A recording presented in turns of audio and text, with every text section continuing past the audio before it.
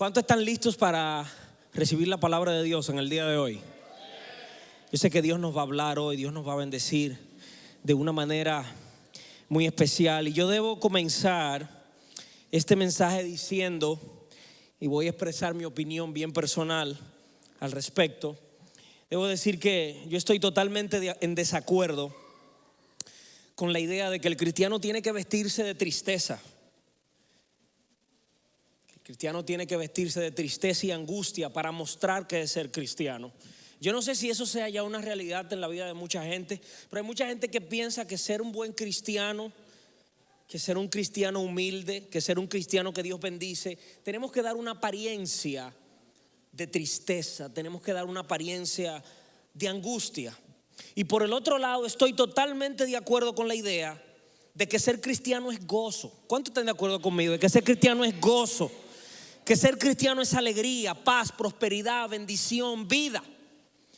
Hay gente que tiene problema en conciliar esta idea en su mente, que el cristiano tiene que ser una persona, bueno, si me convertí. Hay mucha gente que le dice, ay, te metiste a la iglesia. Eso se usa mucho acá en el área.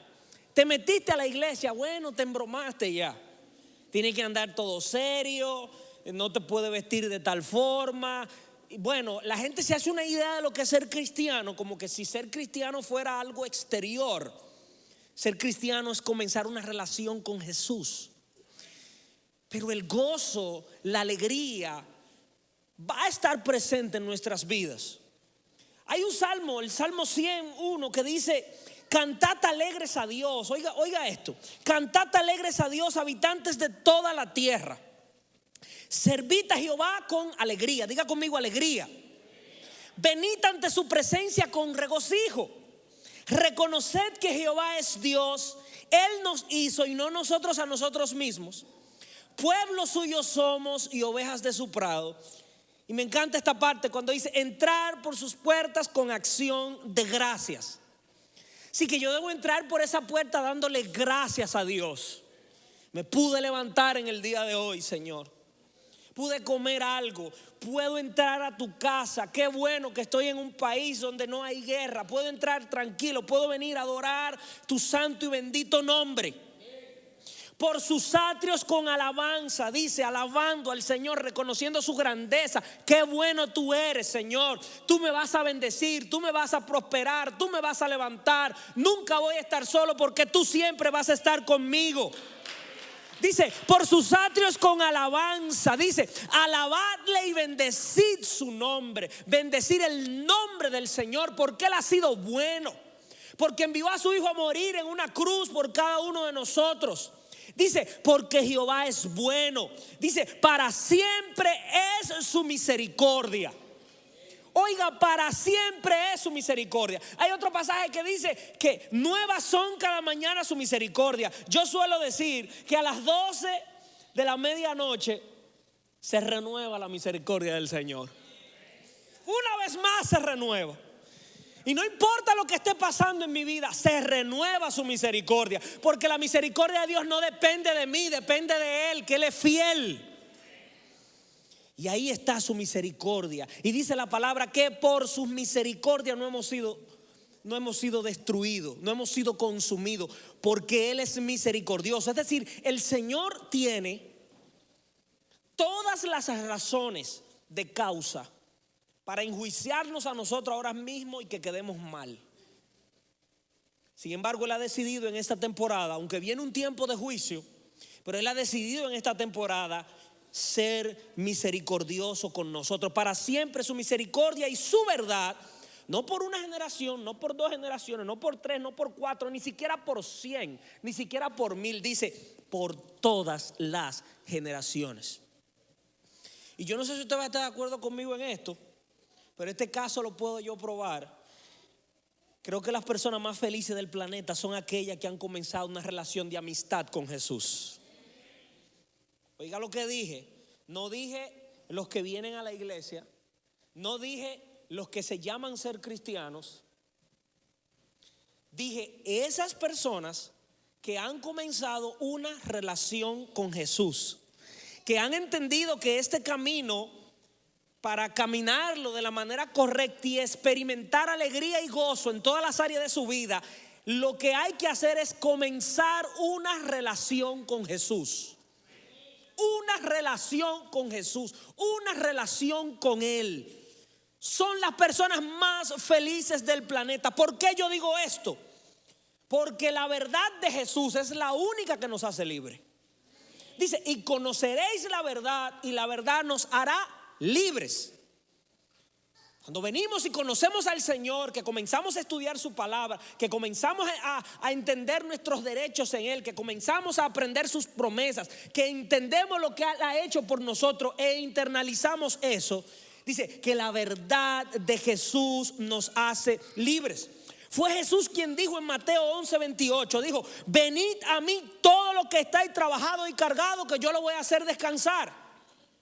Nadie más ha dicho eso. Fue Jesús quien dijo a su pueblo, a todos los sedientos, esa gente que está en tribulación, esa gente que está en adversidad, dice, vengan a las aguas, y los que no tienen dinero, venid, comprad y comed. Venid, comprad sin dinero y sin precio vino y leche. Es decir, vengan a mí los que están trabajados y cargados, que yo los haré descansar.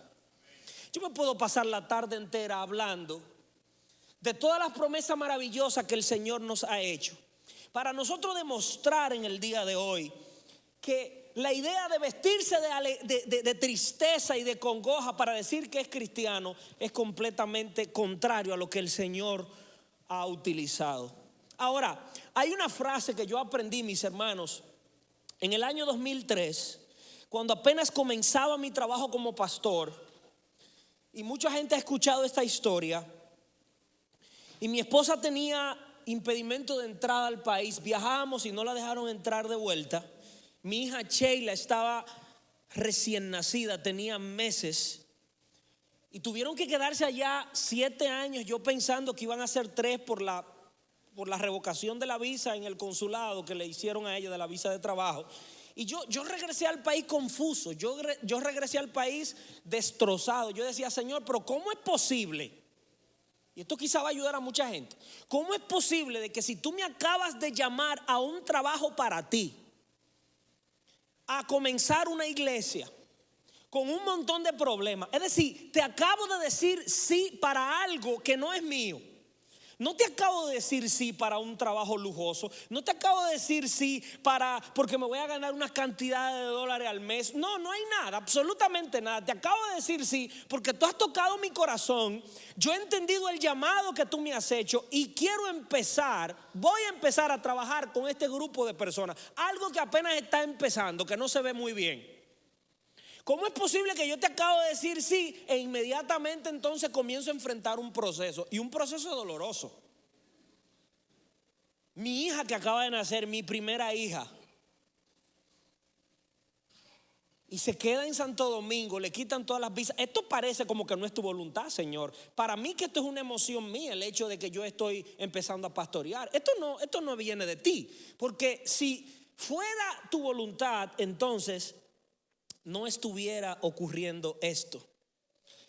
Y yo comienzo a leer un libro, Una vida con propósito, que es un libro que ha marcado la vida de esta iglesia, porque Dios lo utilizó en ese momento tan difícil de mi vida. Una vida con propósito.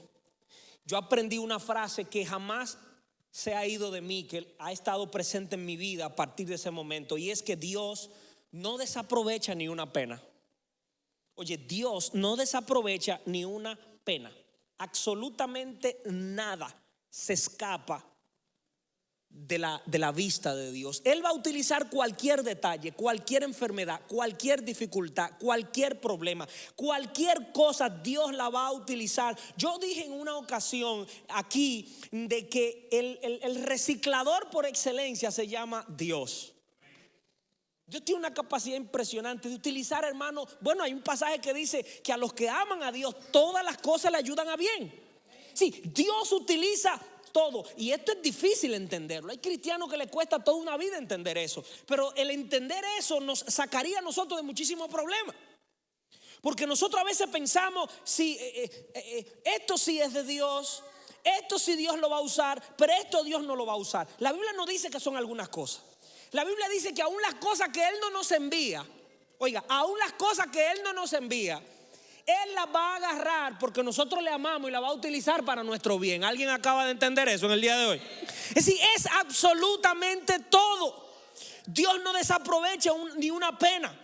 Los procesos de la vida son usados por Dios. Las dificultades, por más fuertes que sean, serán doblegadas por Dios para guiarnos a su propósito. Él doblega las dificultades.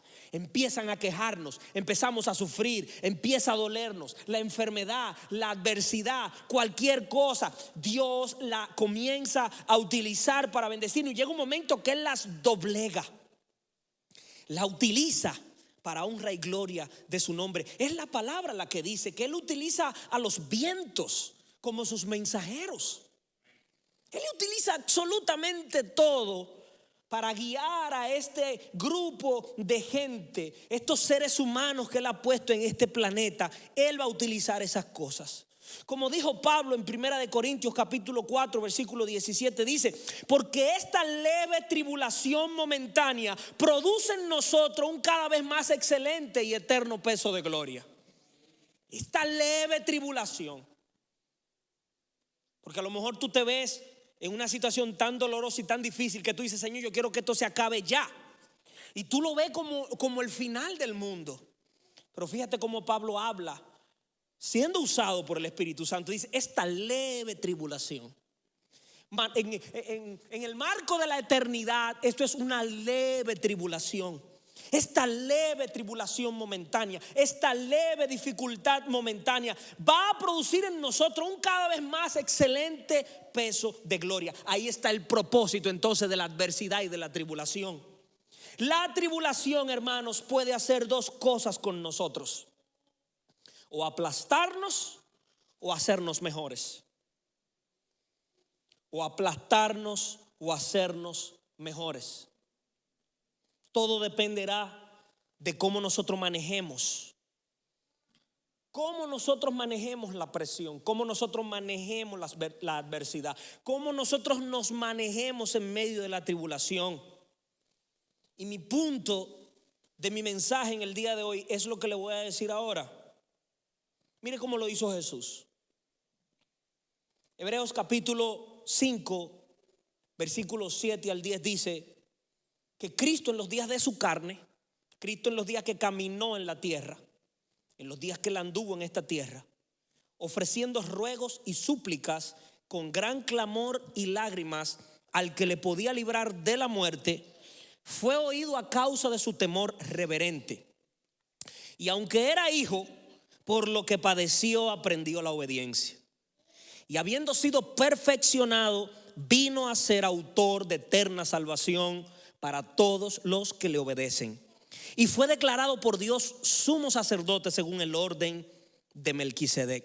Es decir, que Jesús atravesó un proceso difícil, no se rindió y al final fue honrado por el Padre.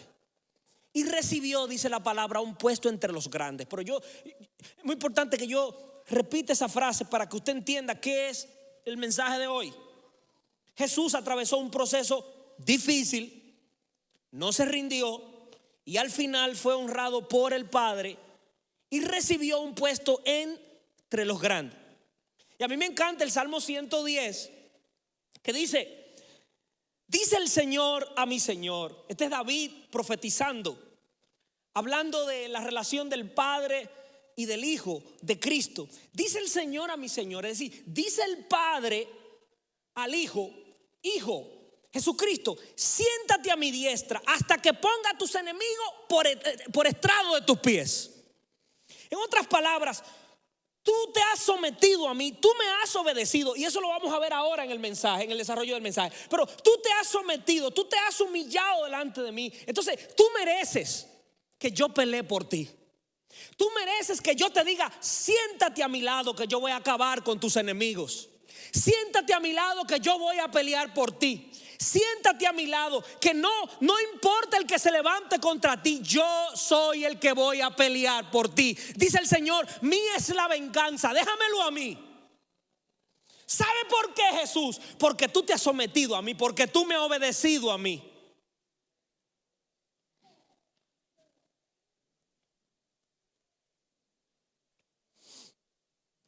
Filipenses 2, 9, 11 revela un poco más de lo que sucedió con Jesús al final por haberse sometido. Dice, por lo cual Dios también le exaltó hasta lo sumo y le dio un nombre que es sobre todo nombre, para que en el nombre de Jesús, ese es el regalo de Jesús, esa es la condecoración de Jesús, esas son las rayas en su uniforme de general, esas son las condecoraciones. Oye, le dio un nombre que es sobre todo nombre, para que en el nombre de Jesús se doble toda rodilla de los que están en los cielos y en la tierra y debajo de la tierra, y toda lengua confiese que Jesucristo es el Señor, para gloria de Dios Padre. Ok, Jesús recibió todo este halago del Padre, Jesús recibió toda esta aprobación del Padre, Jesús recibió todo este apoyo del Padre, Jesús recibió todo este enaltecimiento de parte del Padre por algo muy especial que él hizo. Y fue que él se humilló delante del Padre, él obedeció al Padre, él se sometió al Padre. Este puesto especial que Jesús se ganó le costó un proceso bien difícil. Diga conmigo, proceso bien difícil. Y ese proceso difícil como ser humano hizo algo importante, y es que lo acercó a nosotros de una forma muy especial. El proceso que Jesús atravesó en la tierra de sufrimiento lo acercó a ti y lo acercó a mí. Y eso entonces ha hecho que Jesús nos entienda. Jesús te entiende. Él te entiende por lo que tú estás pasando. Él entiende cuando a ti Yo le decía a alguien en estos días que Jesús, cuando iba de camino a resucitar a Lázaro, en la carne, Jesús estaba en la carne, es decir, como ser humano, tenía emociones como ser humano, le dolían las cosas. Lázaro era un amigo íntimo de Jesús.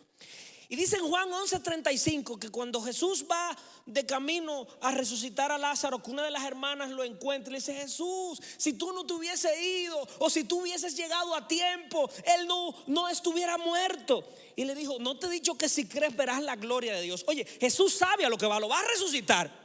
Pero dice que cuando llega, que le da el olor, porque Lázaro hace 4 días que falleció, y ve las condiciones en las que está la familia. Dice Juan 11:35 que Jesús lloró.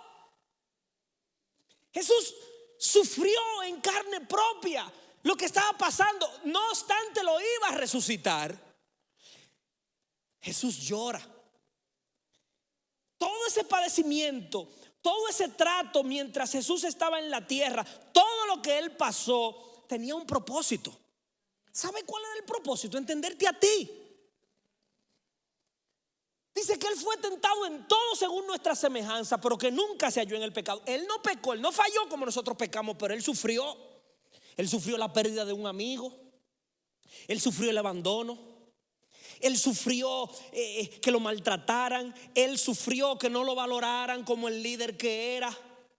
Él sufrió que aún el grupo íntimo que tenía no entendía su grandeza, no entendía su poderío, que no lo valorara, no lo valoraba, no le daba la posición que debía darle. ¿Crees tú que Jesús no te va a entender a ti por lo que tú estás pasando? A veces nosotros vemos una gente padeciendo, por ejemplo, con una enfermedad terminal, y decimos: Señor, pero ¿por qué tú se lo permites? ¿Será que tú no entiendes? ¿Será que no te duele? El Señor lo entiende. El Señor sabe. El Señor sabe cuando tú estás deprimido. El Señor sabe cuando tú tienes bajos recursos. Dice la palabra que el Señor, el Hijo del Hombre, no tenía un lugar ni siquiera donde recostarse. ¿Cree usted que no va a entender él a los indigentes? ¿Cree usted que no va a entender él a esas personas que pierden su casa, que pierden su trabajo? Claro que los entiende. Dile a la persona que está a tu lado: Jesús te entiende. Dile: Jesús sabe exactamente dónde tú estás en este momento.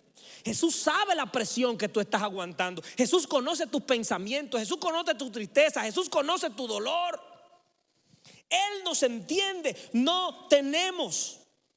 Hebreos 4:5 dice que no tenemos un sacerdote que no pueda compadecerse de nuestras flaquezas, sino uno que ha sido tentado como nosotros, pero sin pecado.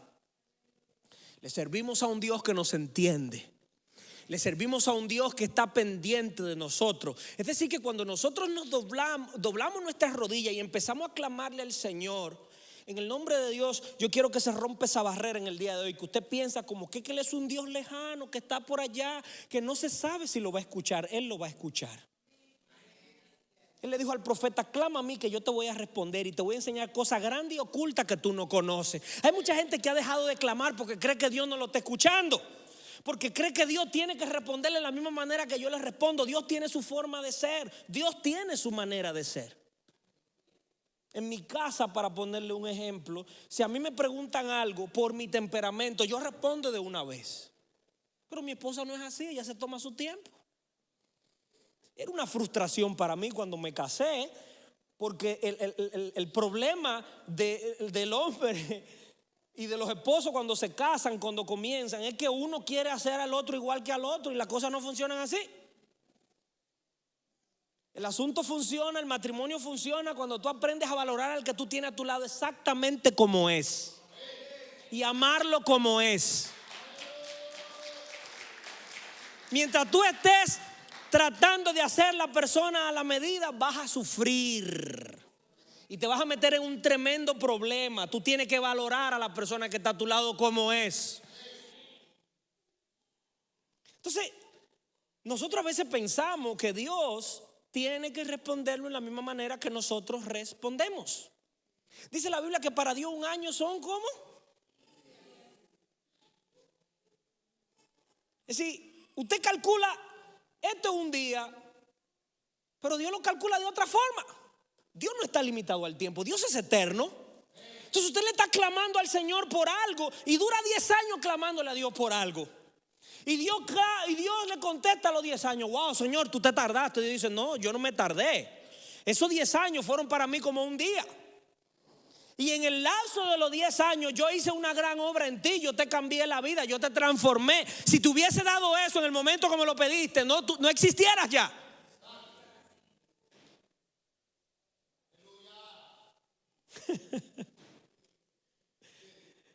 Pero Jesús no se entiende. Él sabe cuáles son nuestras dificultades. Él sabe cuáles son nuestros problemas. Ahora, déjeme mostrarle 3 cosas claves que usted debe tener pendiente cuando entre en cualquier proceso. Cualquier proceso que usted puede estar experimentando, hay 3 cosas claves. Lo primero es, sigue diciendo Hebreos, que Cristo en los días de su carne, oiga esto, ofreciendo ruegos y súplicas con gran clamor y lágrimas al que le podía librar de la muerte, fue oído a causa de su temor reverente. A mí me llamó mucho la atención esto. Y la primera pregunta que me salió cuando leí esa parte del pasaje me hice una pregunta: Tito, ¿a quién le estás rogando? ¿A quién le estás llorando? ¿A quién tú le estás rogando? ¿A quién tú le estás llorando? Y si usted hace un análisis rápido en su mente, usted se da cuenta de todo el sufrimiento de Jesús. Dice que lo clavaron, dice que lo bofetearon, que le dieron a tomar vinagre. Y Jesús nunca se quejó con ninguna de esa gente. Jesús nunca le dijo a Poncio Pilato: libérame.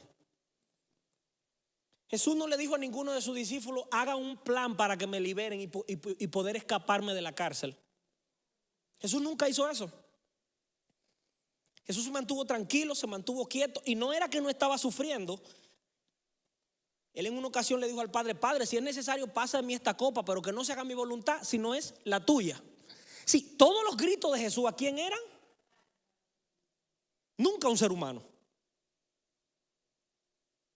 Y yo sé que nosotros a lo mejor lidiamos con este tipo de cosas, que cuando tenemos un problema, y lo hablábamos en una clase los otros días, lo primero que queremos es ir donde alguien que nos escuche, donde un ser humano, donde una persona, antes de doblar nuestras rodillas y lanzarle esas lágrimas a Dios. Y si usted analiza, cuando usted llama a esas personas, usualmente a veces no están preparadas para contestar sus preguntas. Y el que está preparado lo que hace es que te manda para donde Dios. Te manda para un pasaje bíblico, te dice que vamos a orar y te aconseja según la palabra. Entonces, yo aprendí algo importante, que en medio del proceso, mis lágrimas yo tengo que lanzárselas a Dios. Mi enfoque yo tengo que tirarlo delante de Dios, y yo sé que es una disciplina muy grande que hay que tener, pero alguien tiene que decírselo. Depositarme en las manos del Señor, clamarle a Dios, gritarle a Dios, derramar esas lágrimas delante del Señor. Pero, diga conmigo, pero esta parte me llama mucho la atención del pasaje. Dice que ofreció ruegos y súplicas con gran clamor y lágrimas al que le podía librar de la muerte, y hay una coma. Pero fue oído a causa de su temor reverente. Es decir, que a veces nosotros, el asunto tiene que ir más allá de las lágrimas, porque el Señor conoce nuestro corazón, y Él sabe cuando las lágrimas son de cocodrilo. Él sabe cuando las lágrimas son simplemente algo emocional. Él sabe cuando las lágrimas no están conectadas realmente con una actitud sincera de querer cambiar y de querer echar hacia adelante. ¿Será que hay personas que solamente quieren salir del problema actual que tienen y por eso lloran? Pero como el Señor conoce nuestro corazón, dice la palabra que Jesús fue oído a causa de su temor reverente, no de sus lágrimas.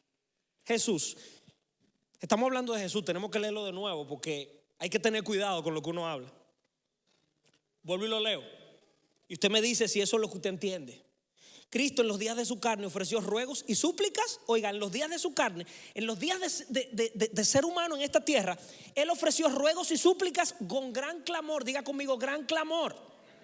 Sí, gran clamor y lágrimas al que le podía librar de la muerte. Sí, sus lágrimas estaban dirigidas hacia la persona correcta, que era Dios, pero fue oído a causa de su temor reverente.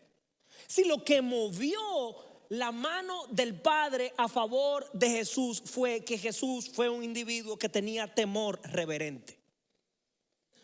Temor reverente. Temor reverente no es miedo. No es que le tengo miedo a Dios, pero es que lo honro, es que lo respeto, es que creo en Él. Es que sé que Él es el único que me puede librar. Es que sé que Él es el único que me puede ayudar. Es que sé que Él es el único que merece mi alabanza, mi adoración. Es que sé que el único que merece que yo doble mis rodillas delante de Él es Él. Eso es temor reverente. Dice que el temor reverente de Jesús delante del Padre fue lo que causó la diferencia.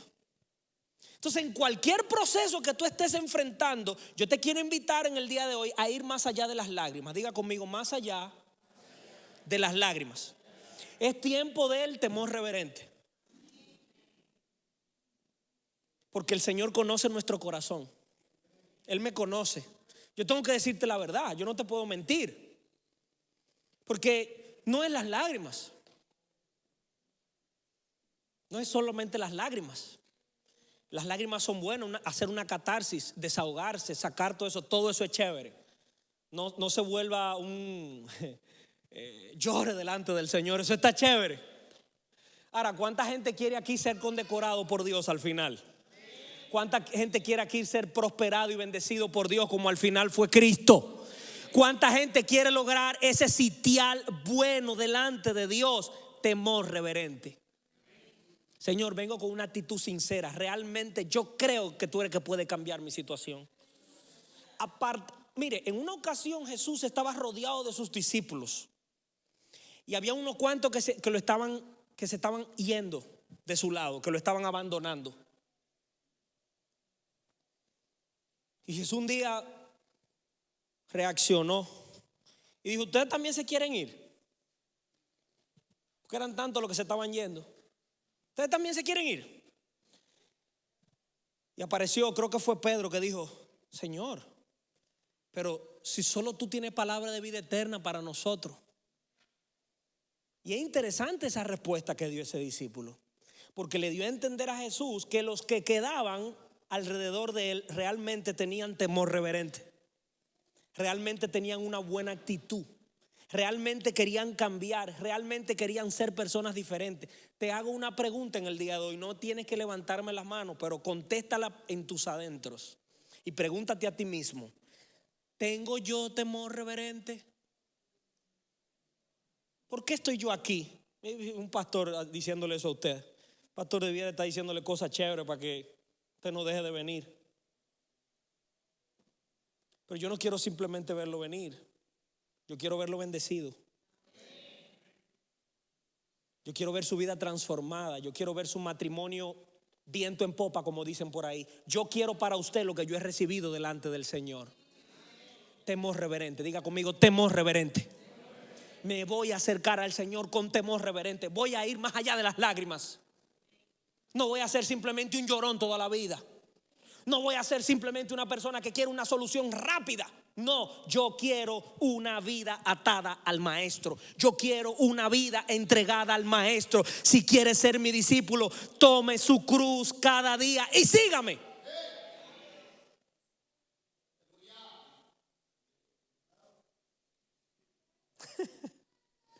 Otro punto importante acá es, dice que aunque era hijo, por lo que padeció, aprendió la obediencia. Vamos a ver cómo entendemos eso. Yo inmediatamente pensé en eso, pensé en el hijo de un presidente que tiene todos los beneficios, que tiene todos los carros a su disposición, que tiene toda la seguridad, que tiene todo el dinero, que tiene todo el palacio presidencial a su favor. El hijo del presidente, ese muchacho hay que tratarlo bien, porque si el presidente se da cuenta, así que todo está a disposición de él. Así somos los seres humanos. El hijo del presidente, el hijo del jefe, el hijo del dueño de la compañía. Ese muchacho hay que tratarlo bien aunque no queramos. Tiene beneficio. Dice que aunque Jesús era hijo, no fue simplemente porque era hijo que él se ganó el sitial. Muy importante esto. Y esto da a entender mucho. De mucha gente que cree que Jesús se ganó su lugar simplemente porque era hijo. No. Él se lo ganó porque se fajó. Él se lo ganó porque se humilló. Dice que aunque era hijo, por lo que padeció, aprendió obediencia. Oiga, Jesús aprendió en la carne a obedecer por lo que padeció. ¿Entiende usted entonces la importancia del proceso? ¿Entiende usted la importancia de la adversidad? No es que la estamos llamando, como yo le dije al principio del mensaje, no es que nos gusta, no es que tenemos que vestirnos de tristeza para aparentar a la gente que es cristiana. No, somos gente feliz, somos gente alegre, somos gente gozosa, le servimos al Señor, pero somos gente que estamos bien adiestrada, que cuando se presenta el problema y la adversidad, podemos decir con toda la seguridad del mundo, decir: algo Dios se trae con este problema, algo Dios se trae con esta adversidad, algo Dios se trae con esta enfermedad, algo Dios se trae con esta dificultad. Mire, usted lo puede decir. Le estoy hablando con seguridad, le estoy hablando con certeza. El mínimo problema, el mínimo detalle, pregúntese: ¿qué te traes Dios con este problema? Antes de quejarse, antes de renegar, antes de llamar por teléfono, antes de empezar a criticar, pregúntate: ¿qué se trae Dios con esta adversidad? ¿Qué va a hacer Dios con esta adversidad? ¿Cómo usará Dios este problema para bendecirme? Porque ese es el final, bendecirte. Ese es el final, llevar a cabo sus propósitos en tu vida. Aunque era hijo, por lo que padeció, aprendió obediencia. Así que el padecimiento cobra un significado importante en nuestras vidas, y es que vamos a aprender a obedecer. Y la obediencia lo es todo en el camino de la fe.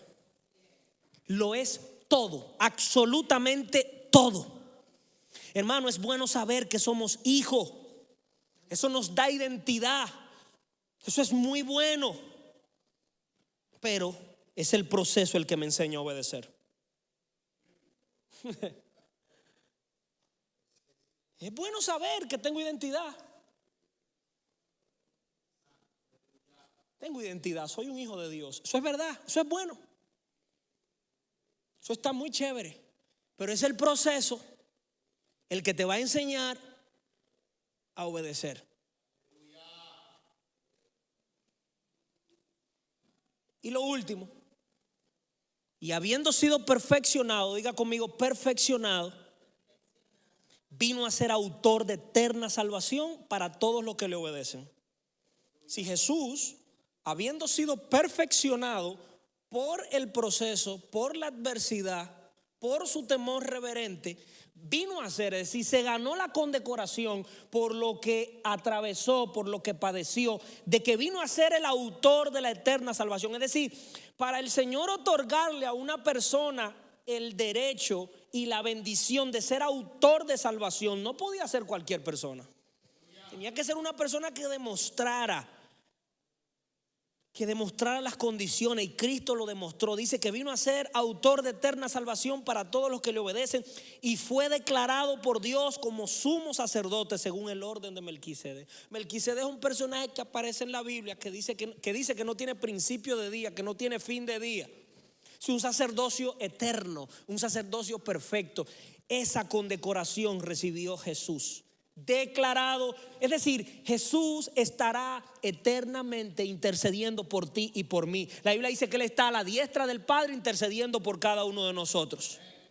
Entonces, esperar en medio del proceso, mis hermanos, esperar va a provocar perfección, y por consiguiente heredaremos grandeza, así como la heredó Jesús.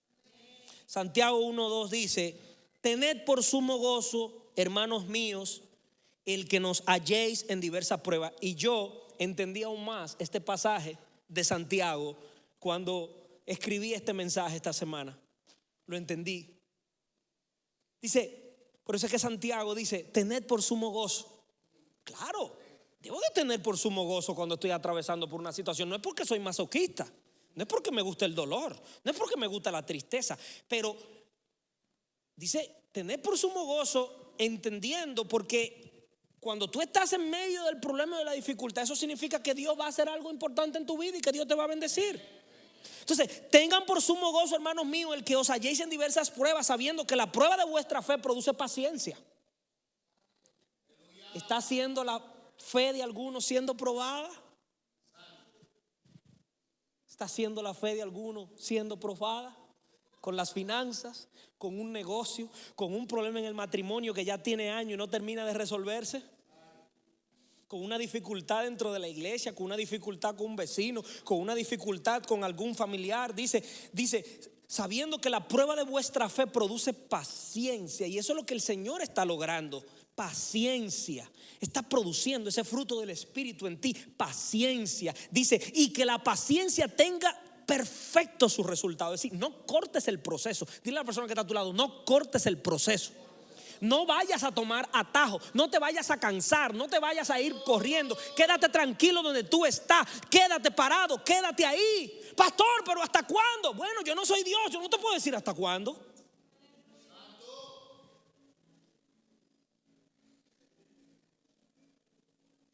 Que la paciencia tenga su perfecto resultado, para que seáis perfectos y completos, sin que os falte nada.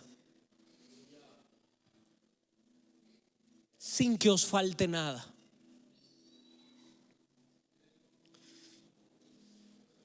Y yo le he llamado a este mensaje en el día de hoy: provecho al proceso.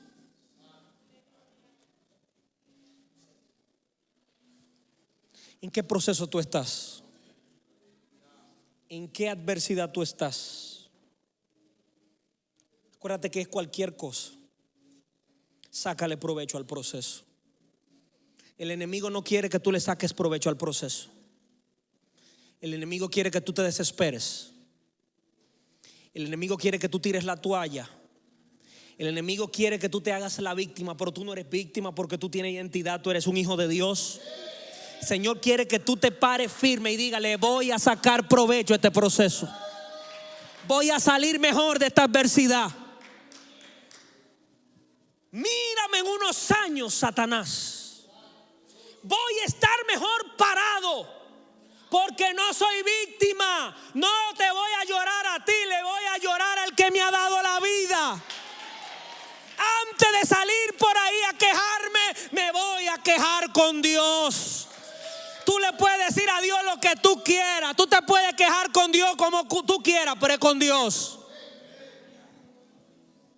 Provecho al proceso. Y que se apodere de esta iglesia este pensamiento, porque nosotros no somos superhéroes. En algún momento alguno de nosotros va a experimentar alguna situación, alguna adversidad, algún momento difícil, algún problema vamos a enfrentar. Pero no nos vamos a doblegar frente a los problemas, sino que vamos a seguir hacia adelante, porque ya Dios nos ha dado palabra. Provecho al proceso.